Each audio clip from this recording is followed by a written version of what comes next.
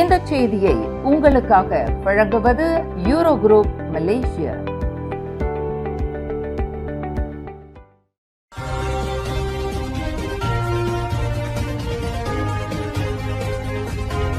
வணக்கம். திசைகளின் 5 மணி செய்திகள். M40 மக்களின் சுமை குறையுமா?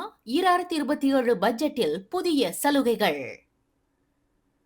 M40 எனப்படும் நடுத்தர வருமான குடும்பங்களின் சுமையை குறைக்கும் புதிய திட்டங்களுக்கு 2027 ஆண்டுக்கான பட்ஜெட்டில் முன்னுரிமை அளிக்கப்படும் என்று பிரதமர் டத்துஸ்ரீ அன்வார் இப்ராஹிம் தெரிவித்துள்ளார். நிதி அமைச்சின் தலைமையகத்தில் 2027 ஆண்டு பட்ஜெட் தொடர்பான கலந்துரையாடலில் கலந்து கொண்ட பின்னர் செய்தியாளர்களிடம் பேசிய அன்வார், M40 மக்களின் சுமையை குறைப்பதற்கான பல்வேறு அம்சங்கள் அரசாங்கத்தின் முன்னுரிமை பட்டியலில் இடம்பெற்றுள்ளதாக கூறினார். 2026 ஆண்டு பட்ஜெட்டில் குறிவைக்கப்பட்ட மின்சாரம் மற்றும் எரிபொருள் மானியங்கள் தொடரப்பட்ட நிலையில் அதிக மின்சாரமும் எரிபொருளும் பயன்படுத்தும் நடுத்தர வர்க்கத்தினருக்கு அவை பயனளிப்பதாக தெரிவித்தார். மேலும் குழந்தை பராமரிப்பு சலுகை 6 வயதில் இருந்து 12 வயது வரை நீட்டிப்பு, உள்நாட்டு சுற்றுலாவுக்கான 1000 ரிங்கிட் வரி சலுகை, வீடு வாங்குவோருக்கான முத்திரை தீர்வை விலக்கு விரிவாக்கம் உள்ளிட்ட பல நடவடிக்கைகளும் M40 மக்களை இலக்காக கொண்டிருந்தன என்று பிரதமர் விளக்கினார். இதனிடையே மற்றொரு விவகாரத்தில் தபுங் ஹஜி தொடர்பான விசாரணைகள்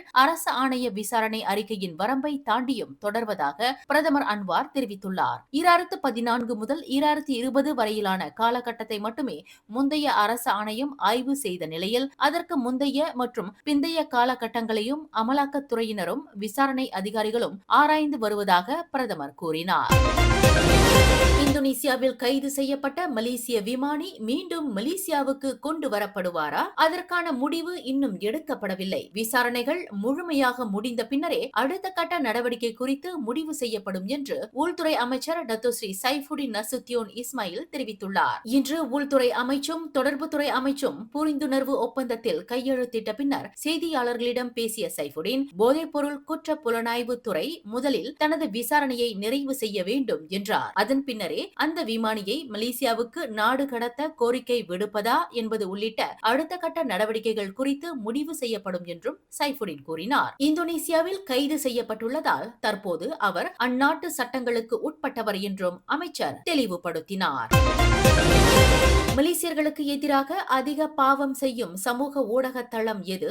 Facebook தான் என்கிறார் தொடர்பு அமைச்சர் டத்துஸ்ரீ ஃபமி ஃபட்சில். ஆன்லைன் சூதாட்டம் மற்றும் மோசடி உள்ளடக்கங்களை அகற்றுவதில் Facebook அதிக பிரச்சனைக்குரிய தளமாக இருப்பதாக அவர் தெரிவித்துள்ளார். ஆன்லைன் சூதாட்ட உள்ளடக்கங்களில் 78 விழுக்காடும் மோசடி உள்ளடக்கங்களில் 53 விழுக்காடும் Facebookல் இருப்பதாக ஃபமி கூறினார். சூதாட்ட உள்ளடக்கத்தில் யூடியூப் 18 விழுக்காடும் டிக்டாக் 4 விழுக்காடும் பதிவாகியுள்ளன.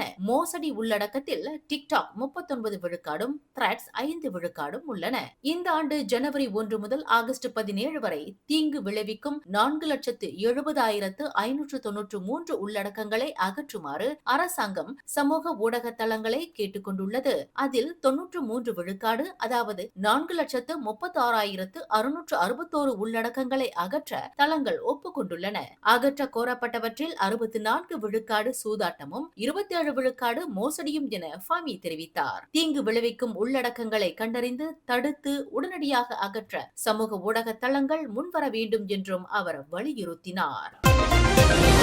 கென்டிங் ஹைலண்ட்ஸில் உள்ள நகைக்கடையில் கொள்ளையடிக்கப்பட்ட நகைகளின் மதிப்பு 17 லட்சம் ரிங்கிட் என கண்டறியப்பட்ட நிலையில் இப்போது போலீசாரின் கவனம் 3 சந்தேக நபர்கள் மீது திரும்பியுள்ளது. நேற்று கென்டிங் ஹைலண்ட்ஸில் நடந்த துணிகர நகைக்கடை கொள்ளையில் 3 முகமூடி அணிந்தவர்கள் சம்பந்தப்பட்டிருக்கலாம் என போலீசார் சந்தேகிக்கின்றனர். ஸ்காய் அவென்யூ வணிக வளாகத்தில் உள்ள சவ் தைஃபுக் நகைக்கடையில் நடந்த கொள்ளை தொடர்பான CCTV காட்சிகளை போலீசார் தீவிரமாக ஆய்வு செய்து வருகின்றனர். கொள்ளையர்கள் பயன்படுத்திய சொகுசு BMW கார் ஸ்லாங்கூர் ஆம்பாங் பகுதியை சேர்ந்த ஒருவரின் பெயரில் பதிவு செய்யப்பட்டிருப்பது விசாரணையில் தெரிய வந்துள்ளது. இதனால் அந்த வாகனத்தின் உரிமையாளர் மற்றும் கொள்ளையர்களுக்கு இடையிலான தொடர்பு குறித்தும் போலீசார் விசாரித்து வருகின்றனர். கொள்ளையர்கள் வெறும் 2 நிமிடங்களில் 81 நகைகளை கொள்ளையடித்துவிட்டு தப்பியுள்ளனர். அவற்றின் மொத்த எடை 2.5 கிலோ என்றும் மதிப்பு 17,47,500 ரிங்கிட் என்றும் போலீசார் தெரிவித்துள்ளனர். கொள்ளையர்களை பிடிக்க கென்டிங் ஹைலண்ட்ஸ் மற்றும் பதா பத்தாங்காலி செல்லும் சாலையில் சோதனை நடவடிக்கை மேற்கொள்ளப்பட்ட போதிலும் அவர்கள் அதற்குள் அப்பகுதியை விட்டு தப்பி இருந்தது சிசிடிவி ஆய்வில் தெரிய வந்துள்ளது. அந்த 3 பேர் யார்? BMW காரை பயன்படுத்தியது எப்படி? இந்த கேள்விகளுக்கான விடையை தேடும் விசாரணை தீவிரமடைந்துள்ளது. எந்த கட்சியை சேர்ந்தவராக இருந்தாலும் மக்களால் தேர்ந்தெடுக்கப்பட்ட நாடாளுமன்ற உறுப்பினருக்கு ஒரே அளவிலான நிதி கிடைக்க வேண்டும். இதை அரசாங்கத்தின் விருப்பத்துக்கு விட்டுவிடாமல் சட்டத்தின் மூலம் நிரந்தரமாக உறுதி செய்ய வேண்டும் என்று ஜாசேகா தேசிய தலைவர் கோவிந்த் சிங் டியோ வலியுறுத்தியுள்ளார். அனைத்து எம்பிக்களுக்கும் சமமான தொகுதி நிதி வழங்குவதற்கான சிறப்பு சட்டத்தை அரசாங்கம் உடனடியாக கொண்டு வர வேண்டும் என்று இலக்கவியல் அமைச்சரான கோவிந்த் சிங் கூறினார். இது தற்காலிக அரசாங்க சலுகையாக இல்லாமல் நிரந்தரமான சீர்திருத்தமாக இருக்க வேண்டும் என்றும் அவர் தெரிவித்தார். முன்னதாக பிரதமர் அன்வார் இப்ராஹிம் ஒவ்வொரு நாடாளுமன்ற தொகுதிக்கும் கூடுதலாக 10 லட்சம் ரிங்கிட் ஒதுக்கப்படும் என்று அறிவித்திருந்தார். அந்த நிதி நேரடியாக மக்களின் தேவைகளுக்கு பயன்படுத்தப்படும் என்றும் அரசியல் சார்பின் அடிப்படையில் எந்த தொகுதியும் புறக்கணிக்கப்படாது என்றும் அவர் கூறியிருந்தார். இந்த அறிவிப்பை வரவேற்ற கோவிந்த் சிங் மக்களால் தேர்ந்தெடுக்கப்பட்ட ஒவ்வொரு எம்பிக்கும் பொறுப்பு ஒன்றுதான், எனவே நிதியும் சமமாக இருக்க வேண்டும் என்று வலியுறுத்தினார். முன்னாள் கினவத்தங்கான் நாடாளுமன்ற உறுப்பினரும் தமது கணவருமான புங் மொக்தார் ராடினுடன் கூட்டாக லஞ்ச ஊழலில் குற்றம் சாட்டப்பட்ட நடிகை ஜிசி இசாத் அப்துல் சமாட்டை கோலாலம்பூர் செஷன்ஸ் நீதிமன்றம் விடுவித்ததை எதிர்த்து அரசு தரப்பு மேல்முறையீடு செய்துள்ளது. சபா முன்னாள் அம்னோ தலைவரான மறைந்த புங் மொக்தார் ராடின் 28 லட்சம் ரிங்கிட் லஞ்சம் பெற்றதில் உடந்தையாக இருந்ததாக நடிகை ஜிசி இசாத் மீது குற்றம் சாட்டப்பட்டிருந்தது. கடந்த ஜூலை 20ஆம் தேதி அரசு தரப்பு வழக்கில் நியாயமான சந்தேகம் எழுப்புவதில் தற்காப்பு தரப்பு வெற்றி பெற்றதாக கூறி செஷன்ஸ் நீதிமன்றம் அவரை விடுவித்தது. இந்த தீர்ப்பை எதிர்த்து கடந்த ஜூலை 31ஆம் தேதி அரசு தரப்பு உயர் நீதிமன்றத்தில் மேல்முறையீட்டு மனுவை தாக்கல் செய்துள்ளது. வழக்கு நிர்வாக விசாரணை நாளை நடைபெறுகிறது. இதற்கிடையே ஃபெல்க்ரா நிறுவனத்தின் முன்னாள் தலைவர் புங் மொக்தார் மீது சுமத்தப்பட்டிருந்த 28 லட்சம் ரிங்கிட் லஞ்ச வழக்குகள் அவர் கடந்த ஆண்டு டிசம்பர் 5ஆம் தேதி உயிர் இழந்ததை தொடர்ந்து கைவிடப்பட்டன.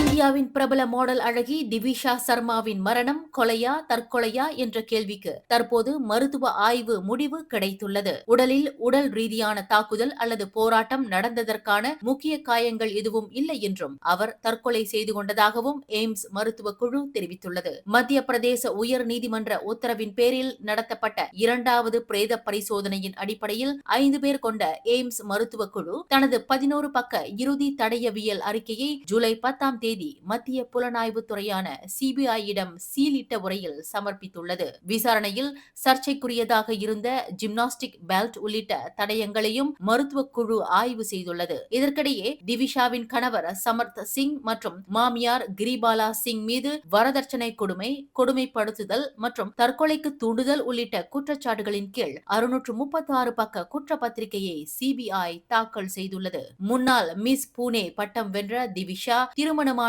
5 மாதங்களிலேயே கடந்த மே 12ஆம் தேதி போபாலில் உள்ள கணவர் வீட்டில் சடலமாக கண்டெடுக்கப்பட்டார். மேலும் செய்திகளை தெரிந்து கொள்ள கீழே இருக்கும் பெல் பட்டனை அழுத்துங்கள். உங்கள் மகிழ்ச்சியை வெளிப்படுத்த லைக் மற்றும் ஷேர் செய்யுங்கள்.